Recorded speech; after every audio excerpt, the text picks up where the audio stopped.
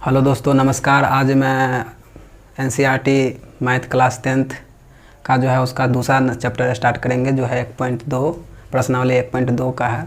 उसमें 1 नंबर का चैप्टर में सवाल कर रहा है, जो निम्नलिखित संख्याओं को अभाज्य गुणनखंडों के गुणनफल के रूप में व्यक्त कीजिए। ये क्वेश्चन आपको ऊपर में दिखाई देता होगा ये क्वेश्चन।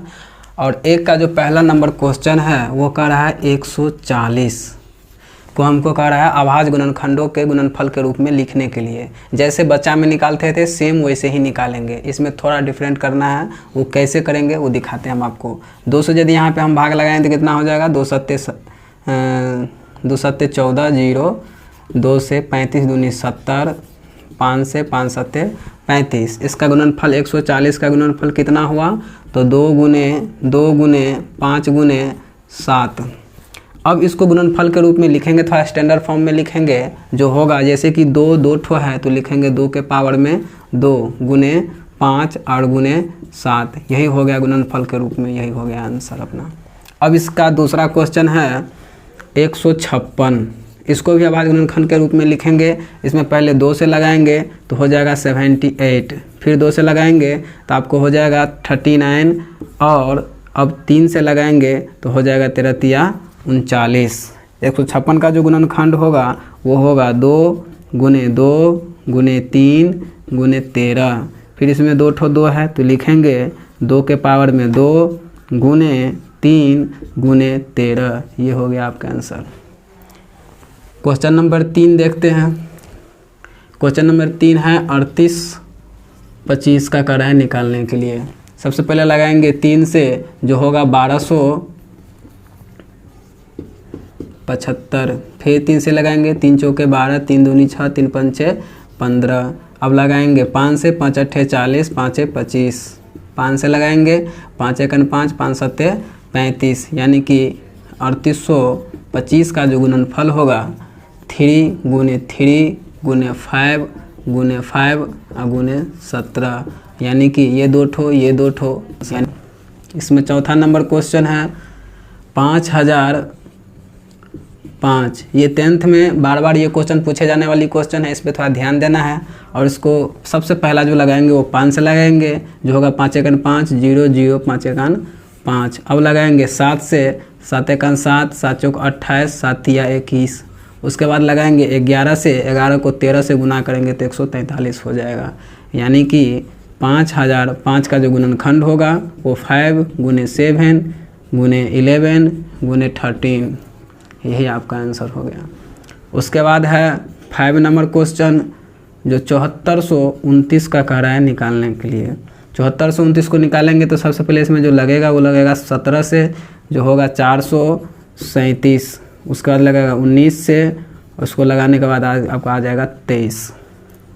गुणनखंड होगा 7429 का 17 गुने 19 गुने 23। यही आंसर है। क्वेश्चन नंबर 1 खत्म हुआ। अब स्टार्ट करते हैं क्वेश्चन नंबर 2। क्वेश्चन नंबर 2 में कह रहा है पूर्णांकों के निम्नलिखित युग्मों के HCF और LCM ज्ञात कीजिए तथा इसकी जांच कीजिए कि 2 संख्याओं का गुणनफल बराबर HCF गुने LCM। ये क्वेश्चन वैसे आप लोगों को ऊपर में दिखाई देता होगा।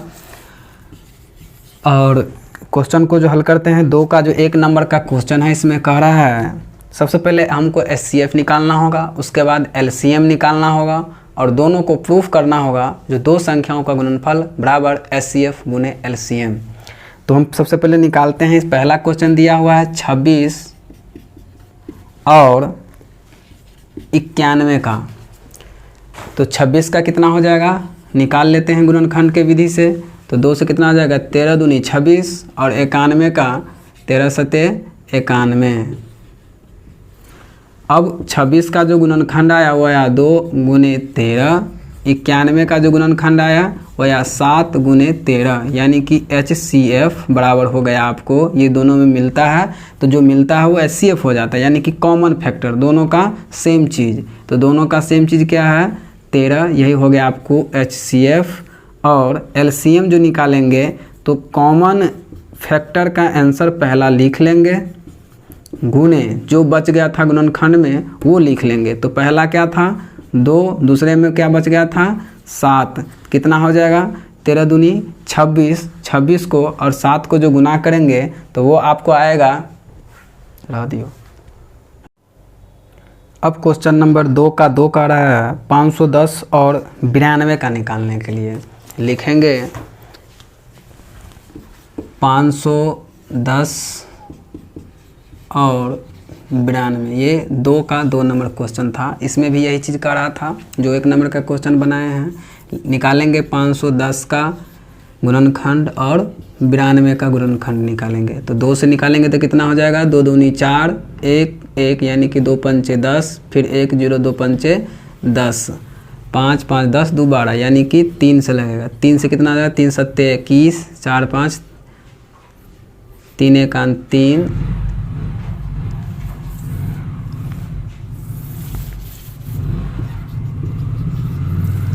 पहला जो लगाएंगे वो 2 से लगाएंगे तो कितना हो जाएगा, 2 दूनी 4, 2 पंचे 10, 2 पंचे 10 यानी कि 3 से 3 अट्ठे 24, 3 पंचे 15, 3 से नहीं लगेगा, अब लगेगा तो 5 से लगेगा, है ना। तो 5 से 5 1 5, 5 7 35। अब यहाँ पे देखते हैं 2 से लगाएंगे तो हो जाएगा 2 चौके 8, 1 2 छक्का 12, फिर 2 से लगाएंगे 2 दूनी 4, 2 तिया 6 यानी कि दोनों का गुणनखंड तो निकल गया। लिखेंगे 510 का गुणनखंड है 2 गुने 3 गुने 5 गुने 17 और 92 का जो गुणनखंड है वो है 2 गुने 2 गुने 23। HCF सबसे पहले निकाला जाता है। HCF निकालेंगे तो कितना हो जाएगा, कॉमन फैक्टर एक ये है और दूसरा ये है, तो इस दोनों का कॉमन फैक्टर कितना आया, 2 यानी कि HCF का जो आंसर आया वो आया 2। अब निकालेंगे LCM। LCM आपको आएगा, सबसे पहला आंसर जो HCF का आता है वो लिख लेते हैं। गुने में आता है जो बचा हुआ पार्ट है, तो कितना बचा हुआ है, 3 बचा है, 5 है, 17 है, 2 है और 23 है। तो कितना हो जाएगा LCM निकाल के आपको आ जाएगा 23,460, ये LCM आपको होगा। अब इसमें हमको करा था प्रूफ करने के लिए, लिखेंगे 2 संख्याओं का गुणनफल बराबर HCF गुने LCM। 2 संख्या का गुणनफल क्या है, 2 संख्या यही दिया हुआ है, कितना है तो 510 और 92। LCM कितना आया है तो 2 आया है, और सॉरी HCF कितना आया है तो 2 आया है, और LCM जो आया है वो आया 23,460।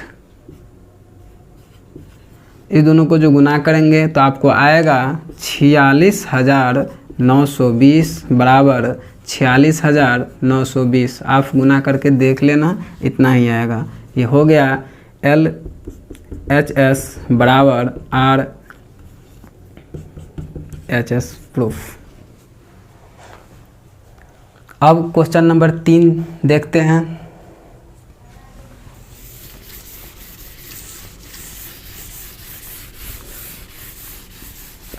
क्वेश्चन नंबर 3 है 336 और 54 का। 336 और 54 का करा है, तो 336 का कितना आएगा, 2 से 2 1 2, 2 छक्के 12, 2 अट्ठे 16, 2 से 2 अट्ठे 16, 2 चौका 8, 2 से 2 चौका 8, 2 दूनी 4, 2 से 2 दूनी 4, 2 1 2, 3 से 3 सत्ते 21। अब निकालेंगे 54 का गुणनखंड, 2 से 2 दूनी 4, 2 सत्ते 14, 3 से 3 नामा 27, 3 से 3 तिया 9। तो 336 का जो गुणनखंड आया वो आया 2 गुने 2 गुने 2 गुने 2 गुने 3 गुने 7। 54 का जो गुणनखंड आया है वो आया है 2 गुने 3 गुने 3 गुने 3। इसमें कॉमन फैक्टर 2 मिल रहा है, 3 मिल रहा है, तो कितना हो जाएगा, HCF बराबर हो जाएगा 2 गुने 3 यानी कि 3 दूनी 6। और LCM जो होगा बताए ही थे, HCF का पहला आंसर लिखेंगे, उसके बाद जो बच गया है उसको लिख लेंगे। तो 2 दूनी 4, 4 दूनी 8, 8 सत्ते 56 गुने 3 तिया 9। तो LCM बराबर जो आपका आंसर आएगा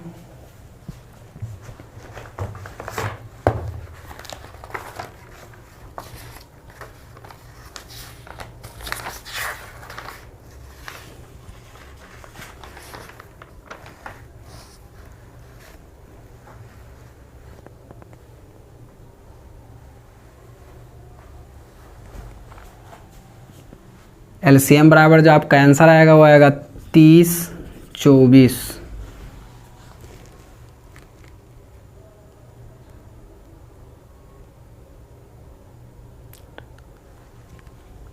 अब हमको प्रूफ करना है तो लिखेंगे दो संख्याओं का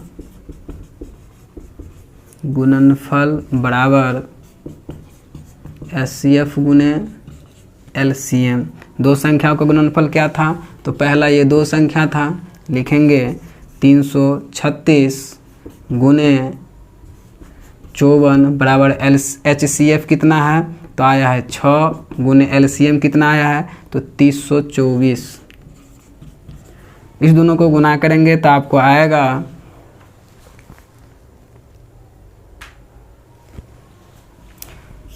18 14 4 बराबर 18 14 4। ये हो गया आपका प्रूफ। लिखेंगे LHS बराबर RHS प्रूफ।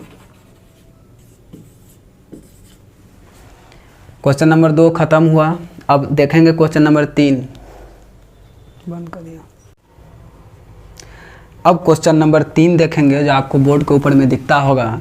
क्वेश्चन नंबर 3 कह रहा है अभाज्य गुणनखंड विधि द्वारा निम्नलिखित पूर्णांकों के HCF और LCM ज्ञात कीजिए। दोस्तों अभी तक हम 1.1 से बनाते आ रहे हैं HCF और LCM, तो आप तो सीख ही लिए होंगे। यदि आपको पिछले वीडियो 1.1 देखना है तो आपको मेरे चैनल के डिस्क्रिप्शन में जाके आपको मिल जाएगा, इस वीडियो के डिस्क्रिप्शन में उसका लिंक, आप वहां से भी 1.1 देख सकते हैं। वैसे अभी स्टार्ट करते हैं क्वेश्चन नंबर 3 प्रश्नावली 1.2 का। क्वेश्चन नंबर 3 का एक है 12 15 और 21 का। सबसे पहले गुणनखंड निकालेंगे। पहले 2 से लगाएंगे, 2 से 2 छक्के 12, फिर 3 से लगाएंगे, 2 से लगाएंगे तो 2 से हो जाएगा 2 तिया 6। यहाँ पे 3 से आपको लगाना है, 3 से लगाएंगे तो 3 पंचे 15, 3 से 3 सत्ते 21, यानी कि 12 का गुणनखंड कितना आया? 2 गुने 3। 15 का जो गुणनखंड आया 3 गुने 5 और 21 का जो गुणनखंड आया वो आया 3 गुने 7। तो दोस्तों HCF जो होता है हाईएस्ट कॉमन फैक्टर, इसमें कॉमन फैक्टर क्या है? 3 है, इसमें भी 3 है और इसमें भी 3 है, यानी कि HCF कितना हुआ? 3 हुआ। फिर हमको कहा है LCM ज्ञात करने के लिए। तो पिछले वीडियो में हम बताए हैं जो HCF का आंसर गुने जो बचा हुआ गुणनखंड का गुणज जो है उसको एंट्री कर देंगे। तो 2 दूनी 4 कितना है? फिर 5 फिर 7, यानी कि 4 तिया 12, 12 पंचे 60 और 60 को 7 से गुना करेंगे तो 420। यही आपका आंसर होगा LCM का और ये होगा HCF का। अब क्वेश्चन नंबर 3 का 2 देखेंगे।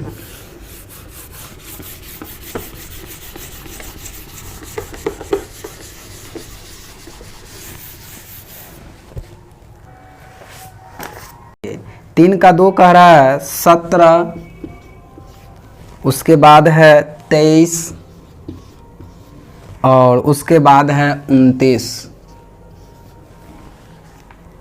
तो इसका भी गुणनखंड निकाल लेंगे तो कितना होगा? 17 से लगाएंगे तो 1, 23 से लगाएंगे तो 1 और 29 से लगाएंगे तो 1 होगा। लिखेंगे 17 का गुणनखंड कितना आया? 17 गुने 1। 23 का गुणनखंड कितना आया? तो 23 गुने 1 और 29 का गुणनखंड आया 29 गुने 1। HCF हाईएस्ट कॉमन फैक्टर, इसमें कितना है मिलता हुआ?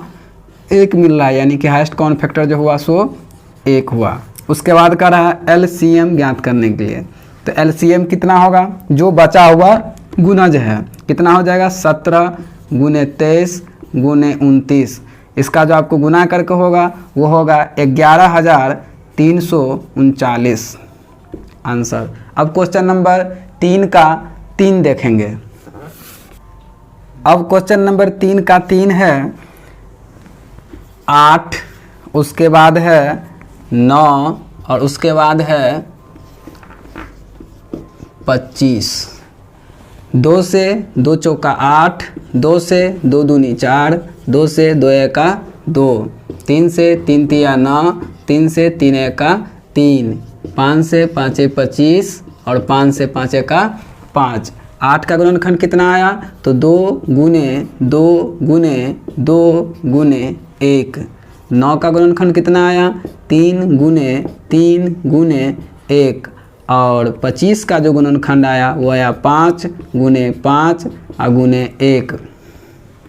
अब इसमें हाईएस्ट कॉमन फैक्टर जो है HCF कितना है? मिलता जुलता तीनों में, तो इसमें भी 1 मिल रहा है, इसमें भी 1 मिल रहा है और इसमें भी 1 मिल रहा है, यानी कि HCF बराबर होगा कितना? 1 आंसर। अब LCM जो है तो 1 गुने, यानी कि HCF का जो आंसर था उसका गुने फिर इस तीनों का, तो इस तीनों का गुणनखंड कितना आया है? 8 गुने इन दोनों का आया है 9 गुने 25, यानी कि इस तीनों को जो गुना करेंगे वो आएगा आपको 1800 आंसर। अब क्वेश्चन नंबर 4 कह रहा है HCF, इसका भी क्वेश्चन आपको ऊपर में दिया होगा, दिया है HCF 306 और 657 बराबर 9 दिया है, यानी कि 306 और 657 का जो HCF है वो कितना दिया हुआ है? तो 9 दिया हुआ है। फिर कह रहा है LCM 306, 657 का ज्ञात कीजिए, यानी कि इसमें LCM कितना होगा। तो ये 2 तरीका से क्वेश्चन बनाया जा सकता है। पहला तरीका हो सकता है इसमें जो हम दोनों का LCM HCF निकाल लेंगे, लेकिन ये जो हो जाएगा सो बड़ा क्वेश्चन हो जाएगा। इसके लिए हम करेंगे इस पे क्या, एक फॉर्मूला का उपयोग करेंगे, क्योंकि जब HCF का मान दिया हो तो LCM का मान निकालने के लिए डायरेक्ट फार्मूला होता है 2 संख्याओं का गुणनफल बट्टा HCF। और HCF का जो जब दिया हो, जब LCM का मान दिया हो, HCF कहेगा निकालने के लिए, तो वहाँ क्या करेंगे? HCF बराबर जो फार्मूला होता है 2 संख्याओं का गुणनफल बट्टा LCM, तो इसी फार्मूला पे हम बनाएंगे क्वेश्चन नंबर 4। यानी कि फार्मूला लिखेंगे, हमको इसमें करा है निकालने के लिए LCM, तो लिखेंगे LCM बराबर 2 संख्याओं का गुणनफल बट्टा HCF। तो 2 संख्या कितना था? 306 था गुने 657 बट्टा HCF का मान कितना दिया हुआ है? तो 9 से इसको काट लेंगे तो आपको हो जाएगा 34। इस दोनों को जो गुना करेंगे तो आपको आ जाएगा 22, 33, 8। अब देखते हैं क्वेश्चन नंबर 5। क्वेश्चन नंबर 5 कह रहा है जो ज्ञात जांच कीजिए कि क्या किसी प्राकृत संख्या n के लिए संख्या 6 के पावर n अंक 0 पर समाप्त हो सकती है। यानी कि एक चीज तो आपको पता होगा, जो प्राकृत संख्या n होता है, प्राकृत संख्या क्या होता है? तो n होता है, या इसको हम लिख सकते हैं ऐसे भी लैंग्वेज में, माना कि प्राकृत संख्या बराबर n। तो n बराबर क्या होगा?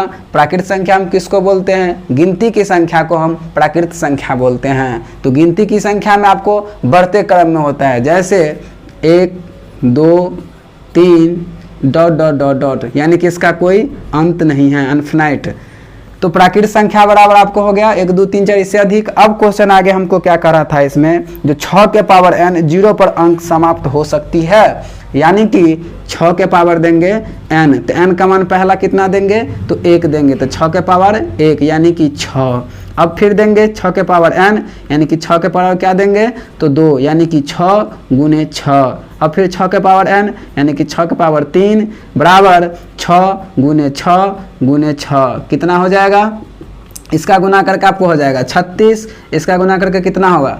6 से इसमें गुना करेंगे तो आपको हो जाएगा 6 के 36, 3 छत्रिक 18, 19 20 21 यानी कि 216। तो ये क्या हो रहा है, आपको आगे बढ़ते क्रम में संख्या बढ़ रही है, क्योंकि यहाँ 6 आया, फिर 36 आया, फिर 216 आएगा, फिर अंक 4 लेंगे तो और अधिक हो जाएगा, यानी कि कभी भी ये संख्या 0 पे समाप्त नहीं हो सकती हैं। तो लिखेंगे अतः 6 के पावर n अंक कभी भी 0 पर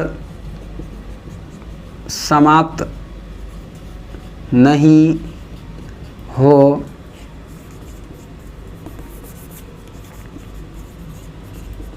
सकती है। अब देखेंगे मैं कह रहा है व्याख्या कीजिए कि 7 गुने 11 गुने 13 प्लस 13 और 7 गुने 6 गुने 5 गुने 4 गुने 3 गुने 2 गुने 1 प्लस 5 भाज्य संख्या क्यों है, यानी कि भाज्य संख्या क्यों है, इसको हमें व्याख्या करना है।